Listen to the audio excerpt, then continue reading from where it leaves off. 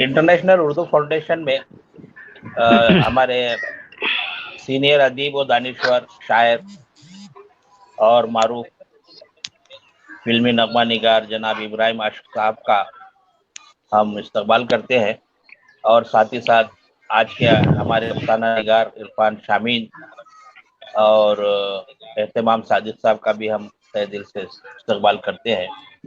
दरअसल हमारा जो लाइव ऑनलाइन प्रोग्राम का जो आइडिया है, इसमें हम चाहते हैं कि नए नए कलमकार अफसाना निगार, खासकर नसर निगारों की तरफ हमारी तवज्जो है। आज का जो ये पहली कोशिश, पहला जलसा जो है हम करने जा रहे हैं, उम्मीद है कि आपको जो है ना इसमें ताउन देना पड़ेगा। सबसे पहले तो मैं इरफान शमीन को मदऊ करना चाहूँगा कि वो अपना अफसाना हमारे मुबस्सिर जनाब इब्राहिम आशिक साहब के रूबरू पेश करें। उससे पहले मैं चाहता हूं कि इरफान शामीन साहब अपना तारुफ तफसीलन दें और दरमियान में उभरने वाले सवालात का भी जवाब देते रहें। तो इरफान शामीन साहब, आप अपना तारुफ पेश करें, उसके बाद जो है अपना अफसाना सुनाएं। बहुत शुक्रिया सर। अस्सलाम वालेकुम रहमतुल्लाहि व बरकातहू। मेरा नाम मोहम्मद इरफान है और मेरा क़लमी नाम मोहम्मद इरफान समीन है, और मेरी तालीमी लियाकत में एमएससी फिजिक्स और एमएससी मैथमेटिक्स किया हूँ। सर आवाज़ आ रही है मेरी? जी जी जी जी, तो आपकी आवाज़ आ रही है जी। मेरी तालीमी लियाकत है, मैं एमएससी फिजिक्स और एमएससी मैथमेटिक्स किया हूँ, और महकमे तालीमात गुलबर्गा में मैं ज़िलाई एजुकेशनल कोऑर्डिनेटर के ओहदे पर फायज हूँ। और जहाँ तक अदबी चीज़ों का ताल्लुक़ है, तो मेरी एक किताब है जिसका रस्म इजरा इंशाल्लाह बहुत जल्द होना है, और उस किताब का नाम है चरागों के अंधेरे, जो एक अफसानवी मजमुआ है। इसके अलावा एक दूसरी किताब जो भी अफसाना की किताब है, उस पर भी इंशाल्लाह काम चल रहा है, तो अनकरीब वो भी इंशाल्लाह आ जाएगी। तो बस ये मेरा मुख्तसर सा तारुफ था, और मुझे इजाज़त है अपना अफसाना शुरू करने की। इरशाद। सबसे पहले तो इंटरनेशनल उर्दू फाउंडेशन मुंबई के ज़ेर एहतमाम जो इस नए नसर निगारों की जो ये पहली अफसानवी नशिस्त है, इसका हिस्सा बनकर मुझे बहुत खुशी हो रही है, जिसके लिए मैं हनीफ खमद साहब और मीर हसन साहब का और जो बाकी हाजिरीन हैं उनका बहुत शुक्रिया अदा करता हूं कि उन्होंने मुझे अपना अफसाना पेश करने के लिए इतना बड़ा प्लेटफॉर्म अता किया। आज मैं जिस अफसाने की क़िरात करने जा रहा हूं, उसका उन्वान है आफ्ताब ताज़ा की पहली शुआ। अफसाने का उन्वान है आफ्ताब ताज़ा की पहली शुआ। जी सर। ट्रेन अपनी पूरी रफ्तार पकड़ चुकी थी। जनरल बोगी मुसाफिरों से खचाखच भरी हुई थी। मेरी सामने वाली बर्थ पर एक बुरखापोश लड़की आसपास के माहौल से बेपरवाह बड़े इन्हमाक के साथ अपने मोबाइल फोन पर झुकी हुई थी। जब भी गैर इरादतन मेरी नज़र उस लड़की पर पड़ती, तो फौरन मोबाइल से नजरें हटाकर वो मेरी तरफ देखती। हमारी निगाहों के तसादुम से मैं हड़बड़ा जाता और झेप कर निगाहें दूसरी जानिब फेर लेता, तो वो भी दोबारा अपने फ़ोन में मशगूल हो जाती।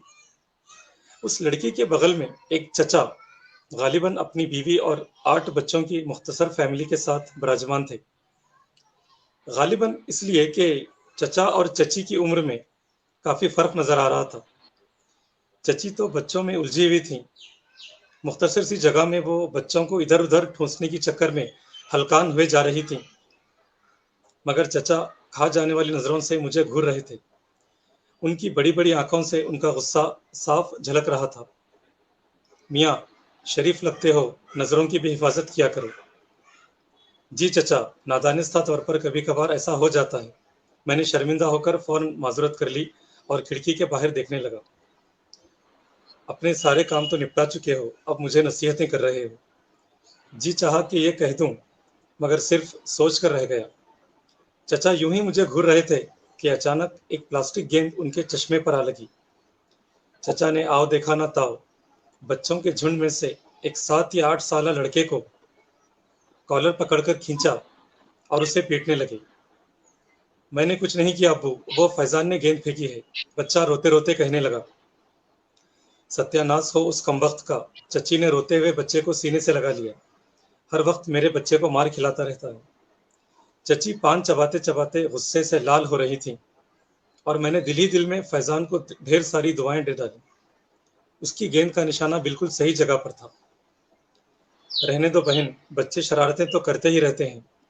بازو والی برتھ پر ایک اور بزرگ خاتون بیٹھی ہوئی تھی. بچہ نہیں, یہ شیطان کا پلہ ہے. چچی کا غصہ کسی طور کم نہیں ہو رہا تھا. ایسا نہیں کہتے بی بی, وہ بھی آخر آپ ہی کی اولاد ہے. وہ بزرگ خاتون بھی نہ جانے کیوں بات کو طول دے رہی تھی. ہاں میری اولاد, چچی نے حقارت سے کہتے ہوئے اپنا منہ دوسری طرف پھیر لیا. کچھ دیر خاموشی چھائی رہی. میرے سامنے والی برتھ پر بیٹھی لڑکی خنوس موبائل فون میں مصروف تھی. چچا سونے کی ایکٹنگ کر رہے تھے مگر میں جانتا تھا کہ ان کی نظریں میرے ہی تعاقب میں ہیں. چچا کی آدھی فوج سونے کی کوشش کر رہی تھی اور باقی آدھی فوج کو آج کل کے حکمرانوں کا شوق چرایا تھا دوسروں کی نیندیں حرام کرنے کا. چچی بدستور پان چبائے جا رہی تھیں. کچھ دیر بعد وہ نارمل نظر آنے لگیں تو ان بزرگ خاتون نے ایک بار پھر مورچہ سنبھال لیا. معاف کرنا بہن, یہ سارے بچے کیا آپ ہی کے ہیں؟ نہیں تو آدھے میرے ہیں اور آدھے ان کے. یہ کہتے ہوئے چچی کے چہرے پر جو لجا کی سرخیاں ابھر رہی تھیں وہ دیکھنے کے قابل تھی. مجھے پہلے سے ہی شک ہو رہا تھا.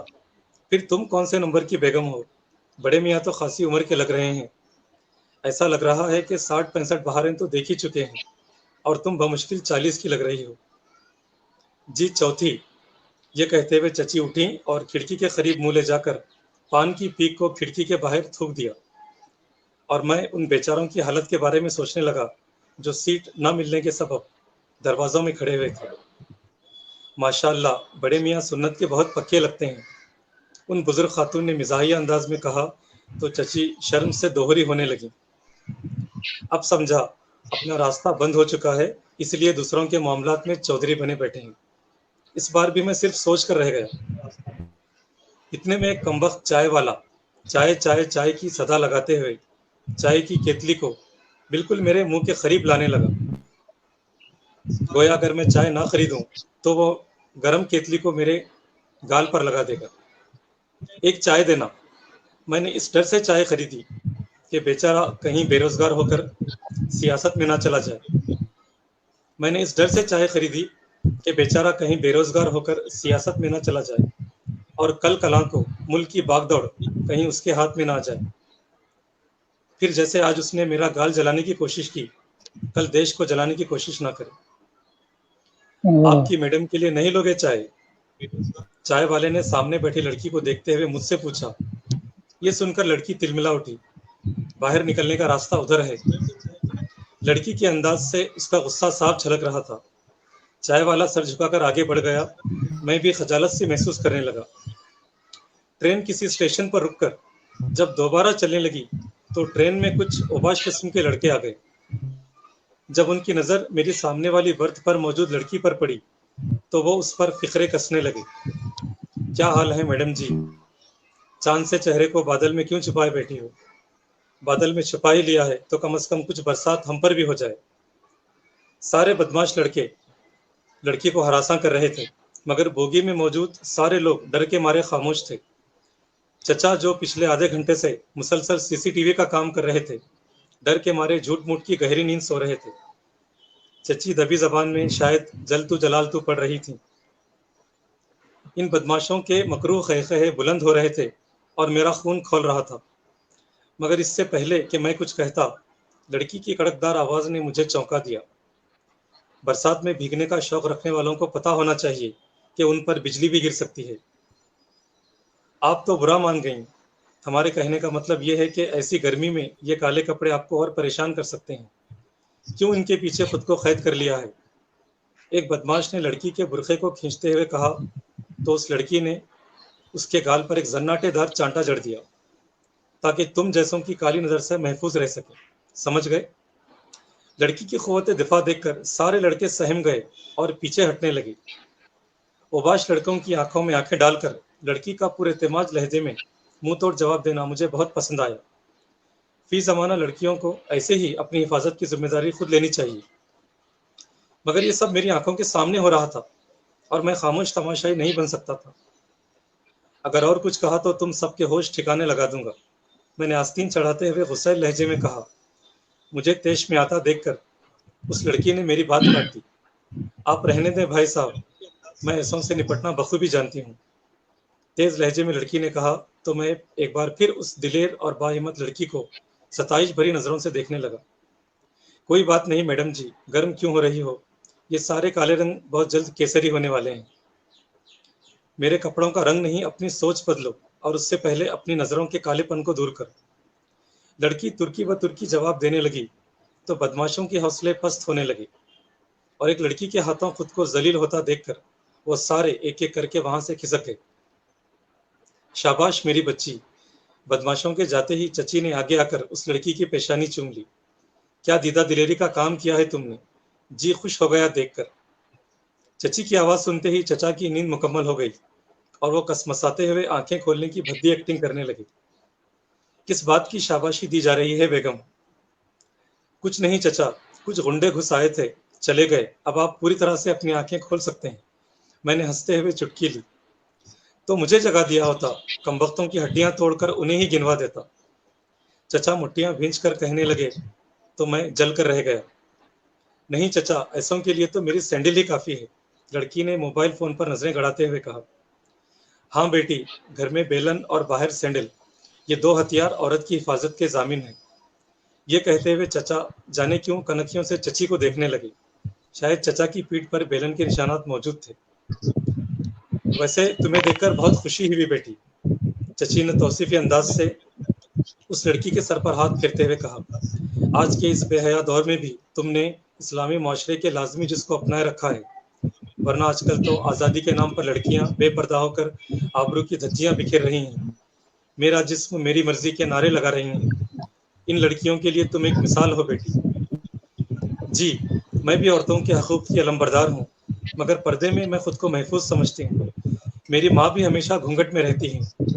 میرے پاپا کہتے ہیں کہ عورت کی حیا ہماری ہزاروں سال پرانی تہذیب و ثقافت کا ایک اہم حصہ ہے، اور عورت اگر رب و لہجے میں سختی کے ساتھ بات کرے تو اجنبیوں کے ناپاک عزائم پست ہو جاتے ہیں۔ اس لیے میں نے پردے کو اپنایا ہے، اور آج یہاں جو ہوا وہ میرے فیصلے کو صحیح ثابت کرتا ہے۔ اس لڑکی کی متاثر کن باتیں سن کر میں سوچنے لگا کہ کاش ہر ماں باپ اپنی لڑکیوں کو ایسی ہی تربیت دیں تو بے پردگی کے طوفان بدتمیزی کو روکا جا سکتا ہے، کیونکہ بے پردگی ہی عورت کی تباہی کی پہلی سیڑھی ہے۔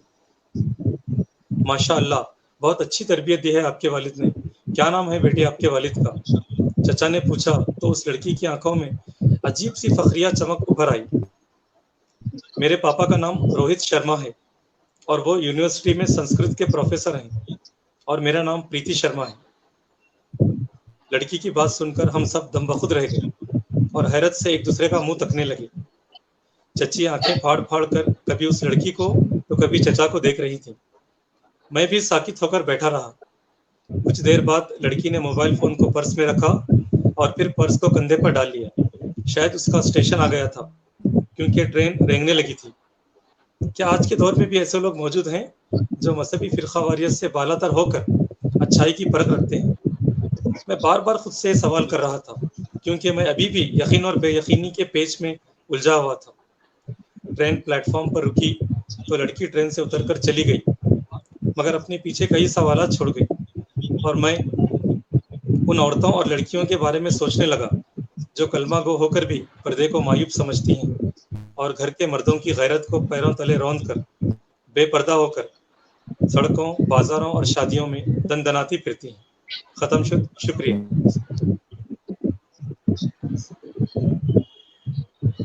شکریہ.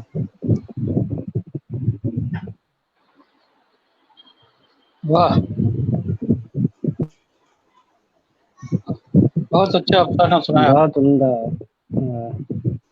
زبردست جی افسانہ. بہت شکریہ سر. بہت شکریہ سر.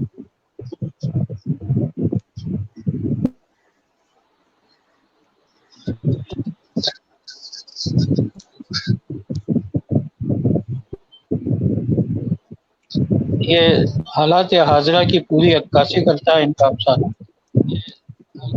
موجودہ دور میں ایسے واقعات عام طور پہ ہونے لگے ہیں اور انہوں نے اس کی بہت اچھی ترجمانی کی ہے. بہت عمدہ افسانہ ہے. بہت شکریہ سر.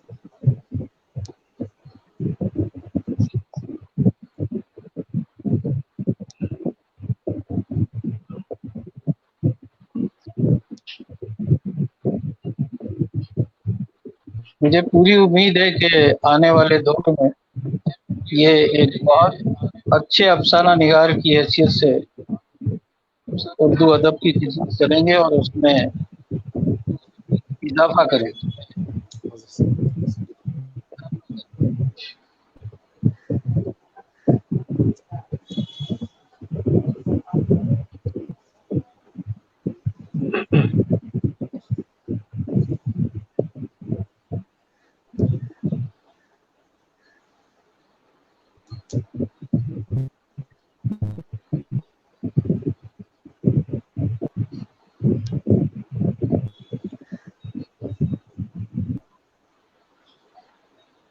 آواز نہیں آ رہی ہے آپ کی.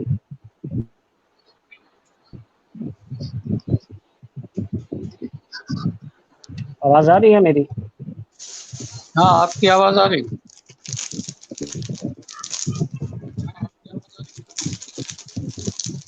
سر کی آواز نہیں آ رہی تھی. یہ ٹیکنیکل معاملہ ہے سب، اس میں آواز آتی رہتی ہے جاتی رہتی ہے، چلتا رہتا ہے، اس کی فکر مت کیجیے آپ.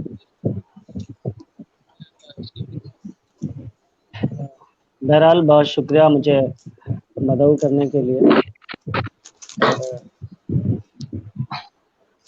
سانچہ ہے وہ تلخیاں کے نام سے میں کئی افسانچے لکھ چکا ہوں. یہ چوتھا افسانچہ ہے تلخیاں سیریز کا. اچھا،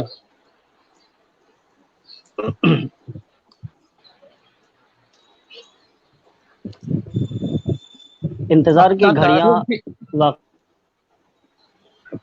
اس سے پہلے اپنا تعارف دے دیں گے تو اچھا رہے گا. ہم لوگوں کو معلوم ہونا چاہیے جی نا کہ سر آپ. جی. میں ہاں اہتمام صادق. جی،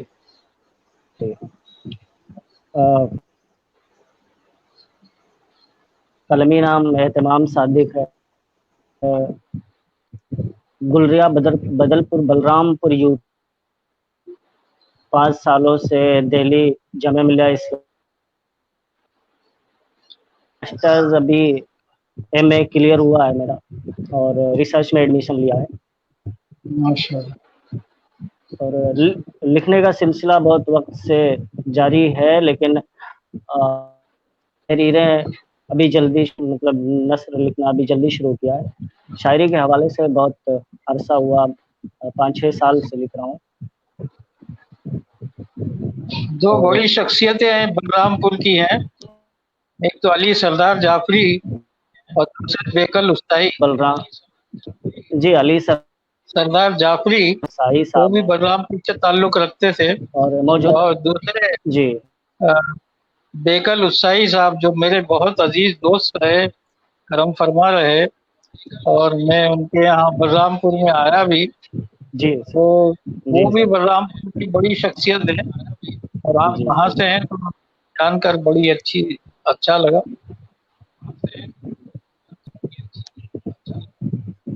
جی سر، یہ میری خوش قسمتی ہے سر کہ میں یہاں پیدا ہوا.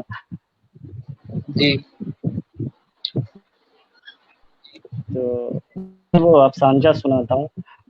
انشاءاللہ. तलखियां सीरीज का ये चौथा अफसानचा है। इंतजार की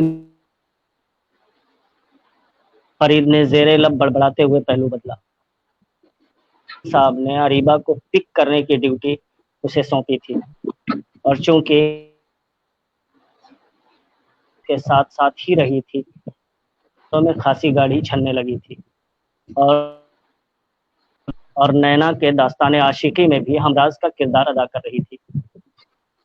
और शायद ये कि फरीद ने उसे खैर मकदम किया था, लेकिन शायद वक्त से चंदा पहले पहुंचने के सबब वो कॉलेज के बाहर खड़ा शिद्दत से बोर हो रहा था। लेकिन जल्द ही आलमी वुमेन्स डे के जुलूस ने उसके लिए बोरत पाई और यकीनन दिलचस्पी का सामान भी मुहैया कर दिया था और वो उस जुलूस में इतना मह हो गुजर गया खबर ही नहीं हुई। अगर अरीबा ने आकर उसे झंझोड़ा ना होता तो शायद वो अब फिर फरीद ने खाली खाली नजरों से अरीबा की तरफ देखते हुए कहा, नहीं, पहले चाय पियेंगे फिर घर चलेंगे। कहा जो मशवरा कम और हुक्म ज्यादा था। वो अभी भी शायद उस जुलूस के उधेड़ बुन से बाहर नहीं निकला। अच्छा फरीद भाई, एक बात पूछूं? अरे चाय की चुस्की ली और से नजरों से फरीद की तरफ देखने लगी। अभी नहीं, चाय पियो, बात रास्ते में कर लेना, अम्मी वगैरह मुंतजिर होंगी। फरीद के लहजे में नागवारी के असरात नुमाया थे। आप कुछ परेशान हैं भाई? नहीं, मैं परेशान नहीं हूँ। क्या सोच रहे हैं बताएं तो? नहीं, बस यूं ही कुछ रहा था। क्या सोच रहे हैं बताएं ना, अरीबा ने कदरे ठिनक कर कहा।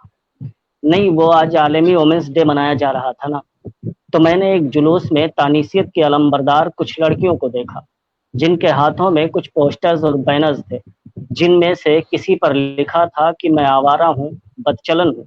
किसी पोस्टर पर लिखा था कि नजर तुम्हारी गंदी तो पर्दा हम क्यों करें। किसी पर लिखा था कि हमारा जिस्म हमारी मर्जी, क्या हमारे सर पर नहीं अपनी आंखों पर बांधी। और एक पर तो ये भी लिखा था कि ये सड़क तुम्हारे बाप की नहीं, हम जैसे चाहें वैसे चलें। ठंडा लहजे में तो इसमें सोचने और हैरान होने की क्या बात है? अरीबा ने लाताल्लुकी से सर को एक तरफ झटका। तेरी समझ में नहीं आएगा पागल। अच्छा फरीद भाई, मैं भी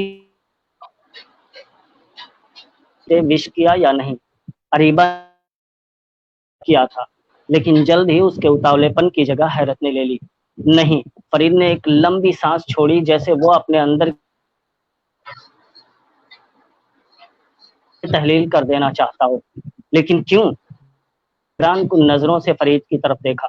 मैं वुमेन, वही तो आखिर क्यों? क्योंकि मैं औरतों के गुनहगार नहीं होना चाहता।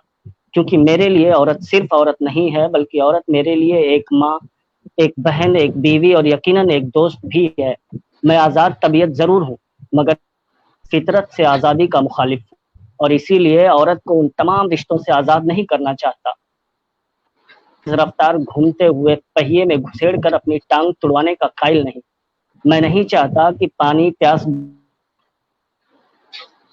मैं नहीं चाहता कि सूरज अपने गिर्द खींचे गए हिसार को तोड़कर दुनिया की तमाम, मैं नहीं चाहता कि दुनिया के बेशतर चरिंद कानून फितरत के बजाय वजूद इंसानी पर टूट पड़े। मैं नहीं चाहता कि सितारे अपने महवर से निकलकर जमीन पर बरस पड़े। मैं मर्दों को मर्द और औरतों को औरत समझने का कायल हूँ। मैं नहीं जानता में आजादी हमें सड़कों पर घूमती हैं वो क्या चाहती हैं, या फिर वो लोग बस पर्दा अपना काम अंजाम दे रहे हैं। मैं बस इतना जानता का आदी हूँ ताकि कोई मेरे विरसे को। फरीद बगैर सांस लिए बोलता रहा और अरीबा एक टक हैरत ज़दा नजरों से उसे देखती रही, जैसे चलें। वक्त भी काफी। अचानक अपने जज्बात के रौ में बह जाने का एहसास हुआ और फौरन उसने मौजू बदलने की कोशिश की और अरीबा हामी में सर को जुम्बिश देते हुए बाइक की पिछली नशिस्त पर जा बैठी। कॉलेज से घर की दूरी 5 से 6 किलोमीटर के दरमियान ही रही होगी, لیکن راستے کی خرابی کے باعث آنے جانے میں وقت زیادہ سب سہولیات علاقے کے اسمبلی حلقے کے ایماندار اور کام کاجی سیاستداں کی رہین منت تھیں۔ سونے پہ سہاگا یہ کہ عوام اس کے باوجود بھی 20 سالوں سے تسلسل کے ساتھ اسی سیاستدان کو منتخب کرتے آ رہی تھی۔ جب گاڑیوں کے پہیے اپنی خرابی صحت کا رونا روتے وہیں صرف کر دیا جاتا اور جی فرید اسٹنٹ کا رس ہونے کے باوجود ڈرائیو کرتے ہوئے لڑکھڑا رہا تھا، اور اکثر دستے پر اس کی گرفت اتنی سخت ہو جاتی تھی کہ دونوں ہاتھوں کے رگ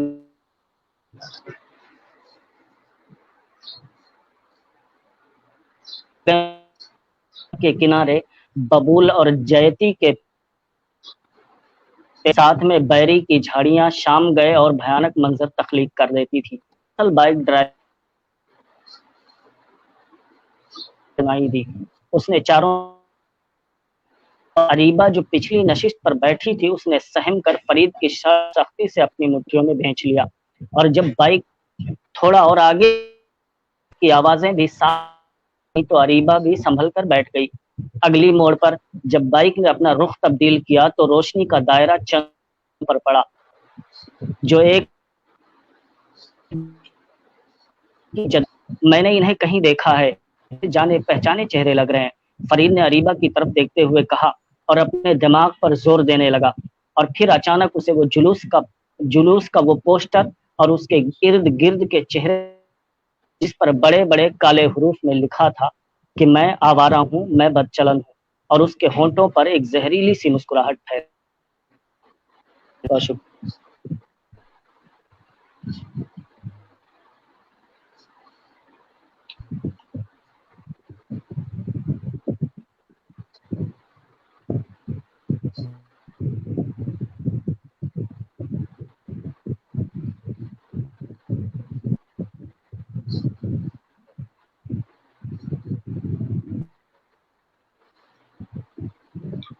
ماڈرن زمانے کو آپ نے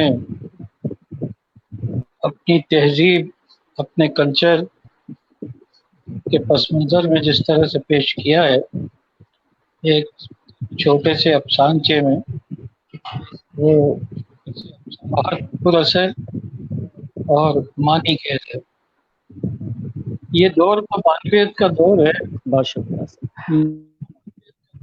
نئی نسل کے بعد میں نے اس دور کو معنویت کا دور کہا ہے، اور اس دور میں شاعری ہو چاہے افسانہ ہو وہ معنویت کے بہت قریب ہو گیا، تو بہت اچھا افسانہ اور بہت خوشی ہوئی سن کے، اور ہمیں اپنی نئی نسل سے بہت امیدیں ہیں کہ وہ ہماری تہذیب کو، ہمارے ادب کو اور آگے فروغ دیں گے اور اس میں اضافہ کرتے جائیں۔ میں اردو سے اور اردو والوں سے کبھی مایوس نہیں ہوتا، اور میں ہمیشہ پر امید رہتا ہوں، کیونکہ ہمیشہ میری جو تھنکنگ ہے وہ پازیٹیو تھنکنگ رہی ہے، اور میں اردو زبان و ادب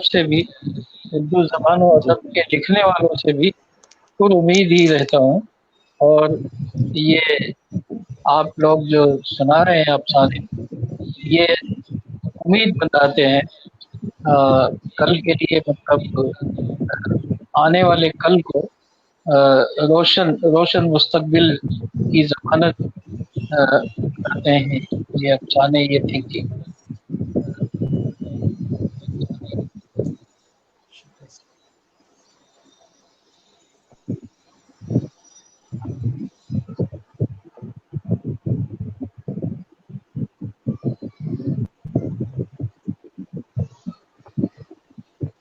چلیے آگے بڑھیے۔ قمر سر آپ کی آواز، حنیف قمر سر آپ کی آواز نہیں آتی ہے۔ ارے میں تو برابر بول رہا ہوں، تھوڑی بہت بھی نہیں آتی، کچھ بھی نہیں آتی۔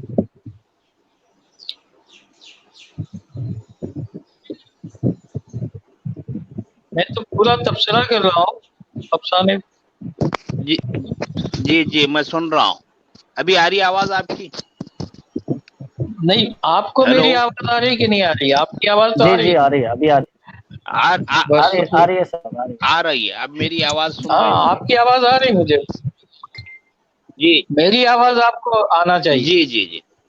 तो जी जी जनाब, इब्राहिम अर्श साहब से मैं चाहूंगा कि एहतमाम सादिक साहब चूंकि ना सिर्फ इंशाइया निगार हैं बल्कि उनके नुमाइंदे अफसाने भी हैं जो जी तवील भी है।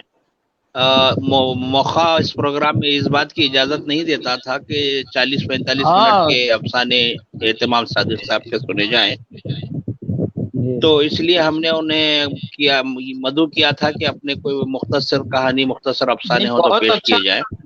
वैसे हमारे दोनों जी मुअज्जिज मेहमान, दोनों मुअज्जिज मेहमानान ने जो अपने अफसाने हाँ, पेश किए हैं, उसमें आपको आली जनाब इब्राहिम अर्श साहब से सवाल है कि दोनों अफसानों में आपको क्या मुश्तरका चीज मुश्तरका नजर चीज आई? ये है कि ये अफसाने जो हैं ये मानवियत की दौर के अफसाने हैं, जी जिसको मैंने, एक तो जदीद नस्ल जी के अफसाने थे, उसके बाद नई नस्ल एक बीच में गई है, और उसके बाद ये जदीद तर जी नस्ल जो हमारी है, नई नस्ल के बाद एक और नई नस्ल जो पैदा हुई है, तो इसमें जो लिखने वाले हैं, जो कलाकार हैं, वो बिल्कुल मानवियत को साथ लेके चल रहे हैं। और जो भी काम इसमें हो रहा है उर्दू अदब के लिए, उर्दू जबान व अदब के लिए, चाहे वो अफसाना हो चाहे शायरी हो, तो इसमें मानवियत भरपूर है।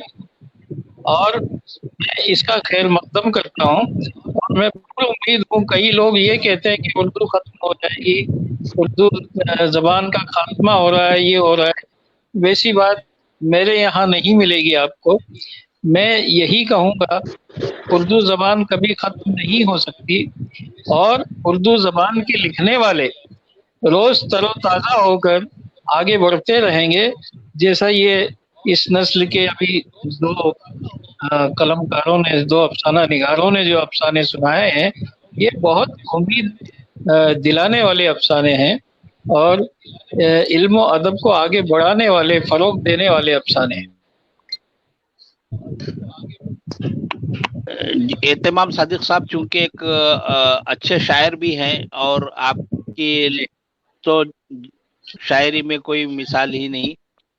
मैं जी चाहूंगा कि आपको दावत कलाम देने से पहले एहतमाम सादिक साहब से माहौल बनाया जाए कि एहतमाम सादिक साहब अपने चंद अशार पेश करें। बिल्कुल बिल्कुल, इरशाद। एहतमाम सादिक साहब। बहुत शुक्रिया। मैं कुछ अशार सुना देता हूँ जी जी कि ये जो दीवार है ढाने से रहा। जी रागिब इरशाद भाई, मैं शेर सुनाता हूँ, आप सुन लें। कि जी। खामोशी की ये जो दीवार है ढाने से रहा, शहरे दिल बेपर्दा बनाने से रहा। कान धरे मुझ पे खुदाया तो धरे, तू अगर कान किसी और को गम अपना सुनाने से रहा। जिस्म को आंख किया और सरे दर रखाए,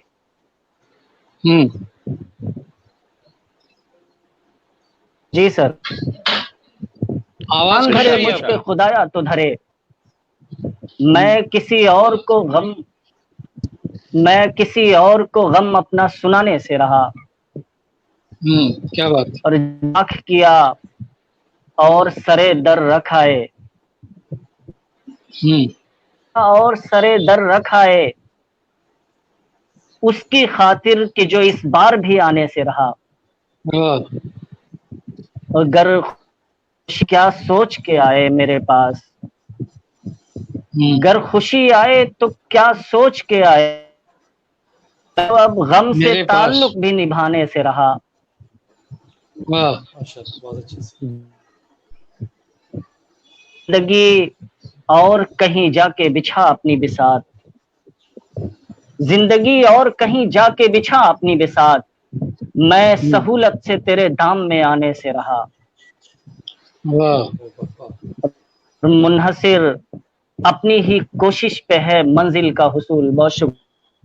اپنی اپنی ہی ہی کوشش پہ ہے منزل کا حصول، اب خدا ہاتھ پکڑ کر، منحصر اپنی ہی کوشش پہ ہے منزل کا حصول، اب خدا ہاتھ پکڑ کر تو چلانے سے رہا. کیا بات ہے. بہت شکریہ سر. غزل کے کچھ شعر اور ارشاد ارشاد. جل جلنے لگ جاتا ہے، جلنے لگ جاتا ہے خوابوں کا نگر شام کے بعد، ہاں جلنے لگ شام کے لگ بعد، جاتا ہے. کتنا مشکل ہے یہ جذبوں کا سفر شام کے بعد، واہ بہت خوبصورت. جلنے لگ جاتا ہے خوابوں کا نگر شام کے بعد، واہ مشکل ہے یہ جذبہ سفر شام کے بعد، کیا بات. اور عین ممکن ہے ملاقات میری تو کہ مائک میرے پہ دل دھیان میں رکھ. اتر شام کے بعد. مائک پہ دھیان رکھیے، مائک پہ آواز ادھر ادھر ہو رہی. نیٹ ورک شاید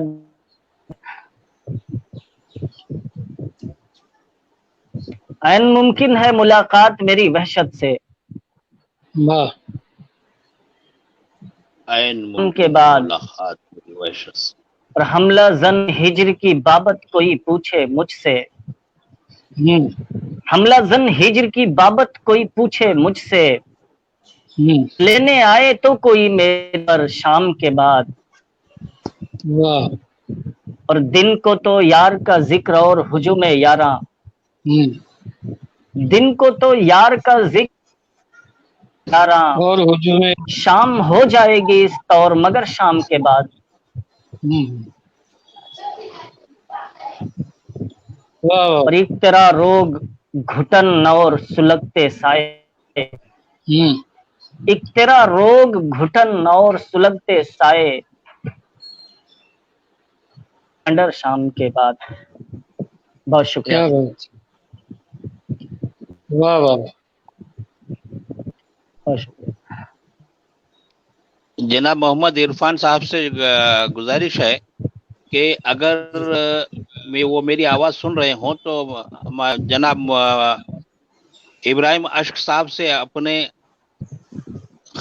کچھ سوالات آپ کے ذہن میں ہوں تاکہ آپ کی نثر نگاری کو اور جلا ملے اور سے بہتر ہو جائے. تو اگر آپ ان سے کوئی مشورہ لینا چاہتے ہیں، ایسا کوئی آپ کے ذہن میں کوئی سوال ہو تو جناب صدر ابراہیم اشک صاحب سے پوچھ سکتے ہیں.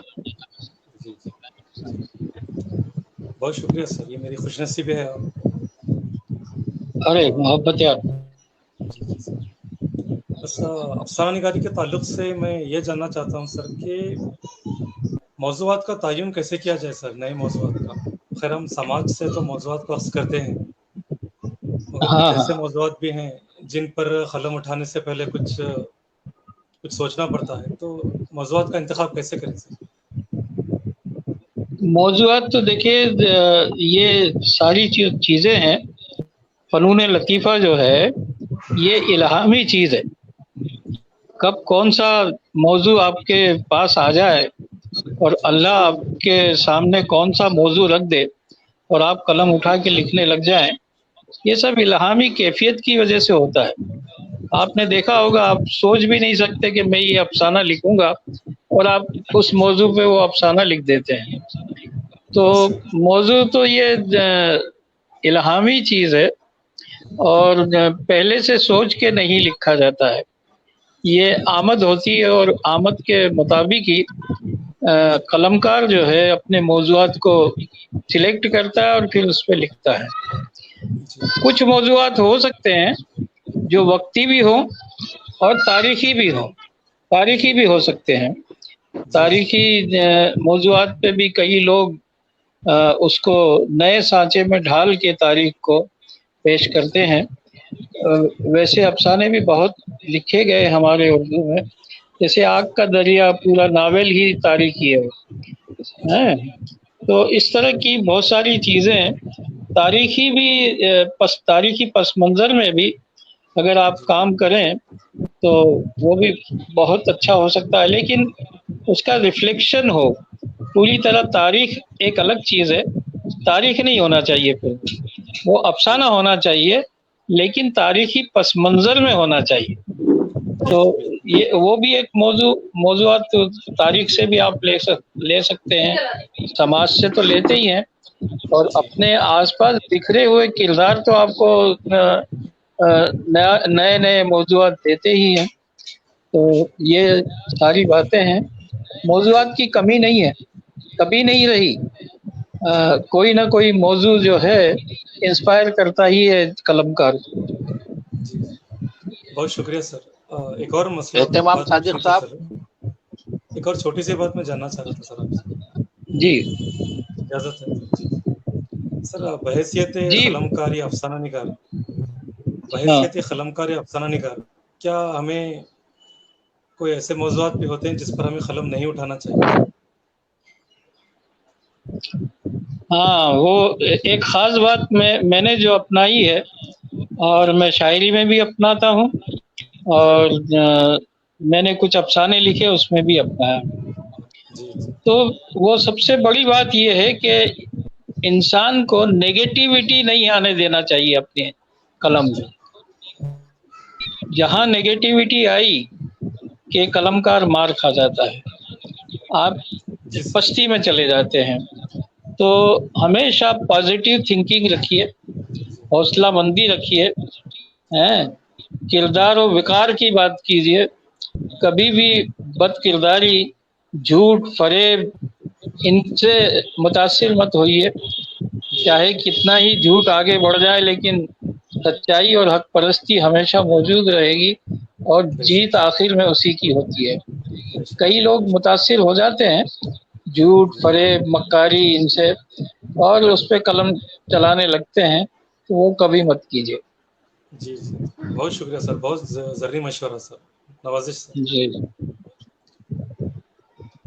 شکریہ سر. ناظرین جی ناظرین ہم چاہیں گے کہ جو ہے نا اب آپ کے حوالے آپ کے لیے انٹرنیشنل اردو فاؤنڈیشن کی جانب سے آج کے معروف نغمہ نگار، شاعر و ادیب جناب ابراہیم اشک صاحب، چونکہ یہ کسی محتاج تعارف نہیں ہے، لیکن ہمارا فرض بنتا ہے کہ انٹرنیشنل اردو فاؤنڈیشن کے تحت ان کا تعارف میں چند الفاظ کہے جائیں. یہ ہم لوگوں کی، آپ لوگوں کی، افسانہ نگاروں کی اور ناظرین کی خوش قسمتی ہے کہ آج اتنی گہما گہمی اور مصروفیت کے دور میں بھی ہم آپ کے سامنے ایک ایسی شخصیت کو ان کے کلام کے ساتھ پیش کر رہے ہیں جن کا کلام آج سے 25-30 سالوں سے اتنا دھوم مچا چکا ہے.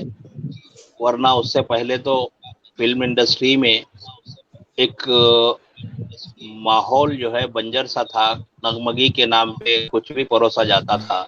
لیکن کہو نا پیار ہے کہ شہرت کے بعد، کہو نا پیار ہے کہ نغمگی کے بعد ناظرین اور فلم کے شائقین نے ایک نیا انداز پا لیا تھا.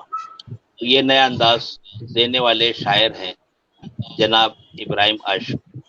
اب ہم ابراہیم اشک صاحب سے گزارش کرتے ہیں کہ وہ اپنے کلام سے نوازیں. کچھ چونکہ میں نے سبھی اصناف سخن میں کام کیا ہے، تو سب سے پہلے جس ہند کی ایجاد ہمارے امیر خسرو صاحب نے کی وہ تھی دوہا. دوہے کو انہوں نے اس مقام تک لے جا کے چھوڑ دیا کہ جہاں ایک دوسرے کا پہنچنا بہت مشکل کام رہا، اور آج بھی دوہے جو ہیں امیر کے یاد کیے جاتے ہیں، پڑھے جاتے ہیں، اور وہ ایک نیا درس دیتے ہیں۔ تو میں وہیں سے شروع کرتا ہوں۔ سب سے پہلے اپنے دو جی چار ارشاد۔ دوہے سناتا ہوں آپ کو، ہیں؟ تو پہلا دوہا حمد ہے کہ چندہ میں بھی نور ہے، سورج میں بھی نور، چندہ میں بھی نور ہے، سورج میں بھی نور، سب میں جس کا نور ہے وہ کتنا بھرپور۔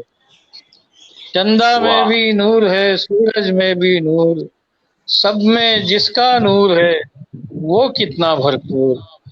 ایک اور دوہا دیکھیے کہ مونگا موتی چن لیے، پہن لیا پکھرا، مونگا موتی چن لیے، پہن لیا پکھراج، من کا ہیرا جب ملا آ گئی موہ لاج۔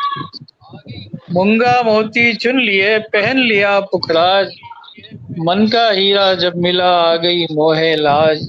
ایک دوہا ماں کے لیے کہ صاحب ہیں اپنی جگہ، صوفیزم میں صاحب جو ہے خدا کو کہتے ہیں، تو صاحب ہیں اپنی جگہ، ماں کا اپنا مان، صاحب ہیں اپنی جگہ، ماں کا اپنا مان، پھر صاحب کو جاننا پہلے ماں کو جان۔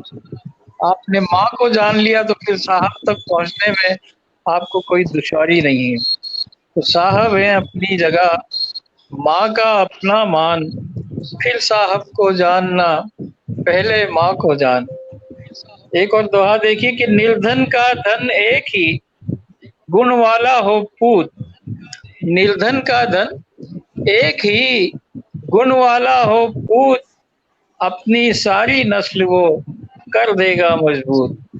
گن والا ہو پوت، نردھن کا دھن ایک ہی، گن والا ہو پوت، اپنی ساری نسل وہ کر دے گا مضبوط۔ اور ایک آخری دوہا اور سنیے کہ آئے مصیبت جب کبھی، بالکل ماڈرن تھاٹ ہے، یہ نیا ایک دم جدید کہنا چاہیے تھنکنگ ہے کہ آئے مصیبت جب کبھی ایسے اچانک آئے، آئے جب کبھی ایسے اچانک آئے، تانگے کا گھوڑا کہیں رستے میں مر جائے، تانگے کا گھوڑا کہیں رستے میں مر جائے، آئے مصیبت جب کبھی ایسے اچانک آئے۔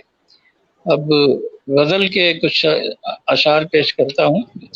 مطلع ہرزیز ہے کہ بنیاد سنبھالی کبھی دیوار سنبھالی، بنیاد سنبھالی کبھی دیوار سنبھالی، ایک دل کی عمارت تھی کئی بار سنبھالی، بنیاد سنبھالی کبھی دیوار سنبھالی، ایک دل کی عمارت تھی کئی بار سنبھالی، اور ایک دل کی عمارت تھی کئی بار سنبھالی، تلوار رکھی اور قلم کو جو اٹھایا، تلوار رکھی اور قلم کو جو اٹھایا، تلوار سے بڑھ کر کوئی تلوار سنبھالی، تلوار سے بڑھ کر کوئی تلوار سنبھالی، اور سر اپنا جھکایا نہ کسی شاہ کے آگے، سر اپنا جھکایا نہ کسی شاہ کے آگے، سر اپنا جھکایا نہ کسی شاہ کے آگے، ہر بار